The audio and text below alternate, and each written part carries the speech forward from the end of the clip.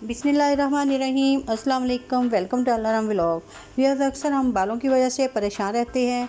हमारे जो बाल होते हैं वो घुंघराले होते हैं या रूखे सूखे हों, तो उनकी वजह से हमें बहुत प्रॉब्लम्स का सामना करना पड़ता है। और ये बाल जो है ना तो ज़्यादा बढ़ते हैं और ये गिरते भी रहते हैं। तो इसी बालों का हल जो है आज की रेमेडी में है। ये रेमेडी जो है बहुत ही कारआमद, बहुत ही मुफीद रेमेडी है। इससे बाल आपके घने, मज़बूत, लंबे और सिल्की बनेंगे। तो आज की वीडियो जो है वो शुरू करते हैं। वीडियो शुरू करने से पहले काइंडली जो चैनल पे नए हैं वो मेरे चैनल को ज़रूर सब्सक्राइब कर लें। तो फिर चलिए आइए बिस्मिल्लाह करते हैं। बिस्मिल्लाहिर्रहमानिर्रहीम। इस रेमेडी को बनाने के लिए मैंने ली है भिंडियाँ मैंने तकरीबन 8 से 10 अदद ली हैं और इनको अच्छे से वॉश कर लिया है। और वॉश करने के बाद अब मैं इसकी कटिंग करूँगी। तो कटिंग करने के लिए हमें इसके जो सिरे हैं वो अलग कर देने हैं और इनको ऐसे सेंटर में से कट कर लेना है। इसको ऐसे छोटे छोटे पीसेस में हमने कट कर लेना है। बिल्कुल रफली सा कट कर लें, कोई इशू नहीं है। जैसे मर्ज़ी आप चाहें इसकी जो कटिंग है वो कर सकते हैं। तो ये सारी भिंडी को मैंने कट कर लिया है। तो अब इसे एक प्लेट के अंदर जो है वो डाल लूँगी।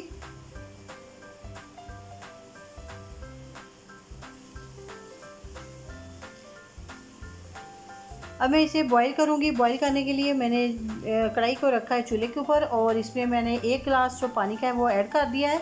अब अपनी भिंडी के हिसाब से जो है पानी डालें। मेरे पास जो छोटी भिंडी है, साइज़ में भी बहुत ज़्यादा बड़ी नहीं है, तो 8 से 10 अदद भिंडी थी, तो मैंने इसके लिए 1 गिलास पानी का जो वो इस्तेमाल किया है।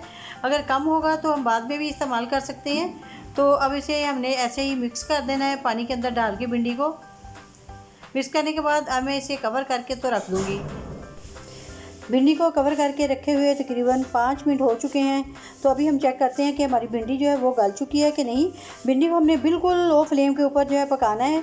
तो लो फ्लेम के ऊपर मैंने इसे कवर करके रखा था।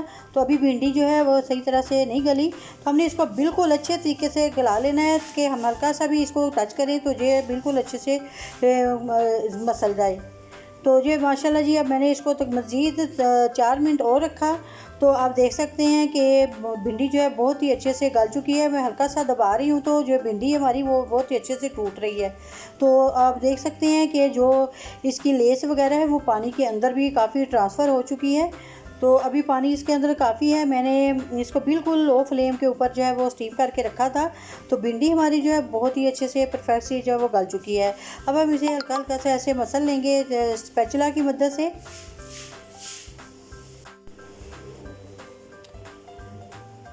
ये तो अब मैं इसे उतार लूँगी और इसे एक बाउल में ट्रांसफ़र कर लूँगी। तो आप देख सकते हैं कि भिंडी जो है वो कितनी अच्छे से गल चुकी है और इसके अंदर लेस देखिए आप कितनी अच्छे से जो है वो निकल चुकी है। हमने बिल्कुल तेज़ आंच के ऊपर इस रेमेडी को नहीं बनाना, लो फ्लेम के ऊपर हमने भिंडी को जो है वो अच्छे से कुक करना है। स्टीम दे के हमने इसको पकाना है ताकि इसकी जो लेस वगैरह है वो बिल्कुल अच्छे से पानी के अंदर आ जाए। तो अब हमने दूसरा स्टेप जो है वो क्या करना है कि एलोवेरा लेना है। हमने फ्रेश एलोवेरा लिया है और इसको ऐसे कट कर लेंगे, सिरे से हमने इसको उतार देने हैं। तो आप चाहें तो एलोवेरा जेल जो है बाज़ार से मिलती है वो भी इस्तेमाल कर सकते हैं। तो मैंने ये फ्रेश एलोवेरा ली है और इसको मैं अब इस तरह से साइडों से पहले कट करूँगी और फिर इसको हमने जो इसकी जेल है वो निकालेंगे।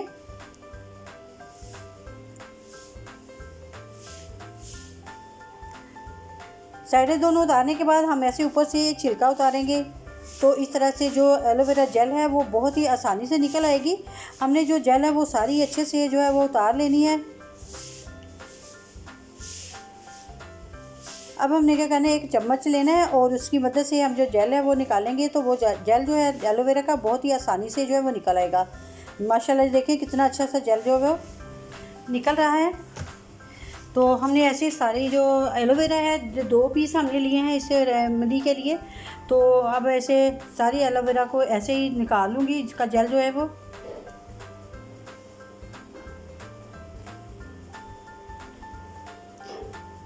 जी, तो जेल जो है वो निकाल लिया है। अब हमने क्या करना है कि एक जग लेना है और उसके अंदर हमने डाल दिया है भिंडी को।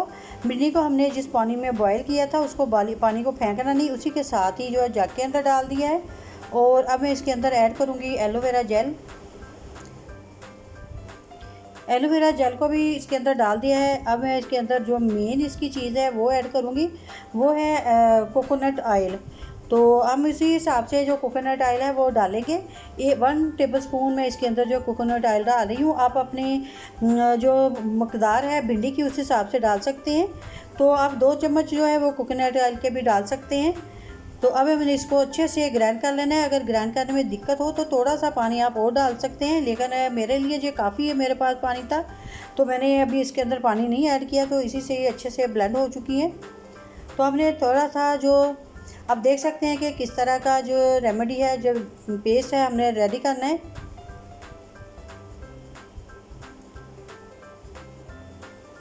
अब हमने इसको बहुत ही अच्छे से छान लेना है। अगर आपके पास मलमल का कपड़ा है तो आप उससे छान लेंगे तो ज़्यादा बेस्ट है, क्योंकि मलमल के कपड़े से जो बारीक से बारीक ज़र्रे हैं वो भी जो है वो इसके पेस्ट के अंदर जो है वो नहीं जाएंगे, तो इससे जो पेस्ट है वो बहुत ज़्यादा और स्मूथ बन जाएगा। तो मेरे पास तो जो छन्नी थी तो मैं इसी से जो है वो छान रही हूँ। तो माशाल्लाह जी मेरा पेस्ट जो है बहुत ही अच्छा सा जो बन चुका है। आप चेक कर सकते हैं, देखिए इसमें से कितने ज़्यादा भी ज़रात जो है वो निकले हैं। तो अब मैं इसको जो है एक साइड पे कर दूंगी। आप देखिए माशाल्लाह जी कितना स्मूथ सा जो बैटर है वो रेडी हो चुका है। तो इस पॉइंट पे आके तो मैंने इसके अंदर 2 कैप्सूल एवियन के भी डाले थे, तो वहाँ से थोड़ी सी जो वीडियो थी वो मेरी स्किप हो गई। तो अब हमने इसको अप्लाई कैसे करना है कि आप देख सकते हैं कि मैं ऐसे ही बालों को जड़ों तक जो है वो मैं इसको लगा रही हूँ, अप्लाई कर रही हूँ। बिल्कुल हमने इसको जड़ों तक लगाना है, इससे ना तो बालों के अंदर खुश्की रहेगी और जो बाल करली है डैमेज बाल हैं वो इसके बिल्कुल बहुत ही अच्छे से जो परफेक्ट से बाल जो हैं वो आपके हो जाएंगे। बिल्कुल अच्छे से हमने पूरे सर के ऊपर इसको अप्लाई करना है। इसी तरह से हमने सारे सर के ऊपर जो है कोई हिस्सा जो है हमने बाकी जो है बचना नहीं चाहिए। तकरीबन पूरे सर के ऊपर हमने इस तरह से ये जो पेस्ट है इसको अप्लाई कर देना है। कुछ लोग इसके अंदर मायोनीज़ भी इस्तेमाल कर सकते हैं। तो अगर आपको अंदर से एलर्जी नहीं है तो आप मायोनीज़ जो है वो भी इस्तेमाल कर सकते हैं, क्योंकि मायोनीज़ के अंदर अंडे होते हैं तो कुछ लोगों को एलर्जी होती है, तो मैंने इसलिए अवॉइड किया है मायोनीज़ डालने से। तो अगर आप को एलर्जी वगैरह नहीं है तो आप मायोनीज़ जो है वो भी 1 चम्मच इसके अंदर जो है वो डाल के तो लगा सकते हैं। ये तो आप देख सकते हैं मैंने पूरे सर के ऊपर कितने अच्छे से जो पेस्ट है उसको अप्लाई कर दिया है। तो आप हफ्ते में 1 से 2 दफ़ा ये पेस्ट जो है ज़रूर अप्लाई करें। तो आप एक दफ़ा बना के रख लें, 2 से 3 दफ़ा आपके काम आएगी ये पेस्ट। तो आप देखें इसी तरह से हमने पूरे सर के ऊपर जो इस पेस्ट को जो अप्लाई करना है।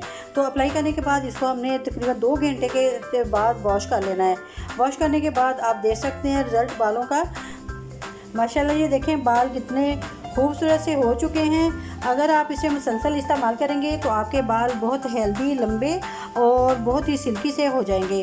अगर आपको मेरी आज की वीडियो जब पसंद आई हो तो प्लीज़ लाइक करें, शेयर करें, और जो चैनल पे नए हैं प्लीज़ वो मेरे चैनल को ज़रूर सब्सक्राइब कर लें और साथ में जो बेल आइकन का बटन है उसे भी ज़रूर प्रेस करें, ताकि मेरी आइंदा आने वाली हर वीडियो का नोटिफिकेशन आपको मिल सके।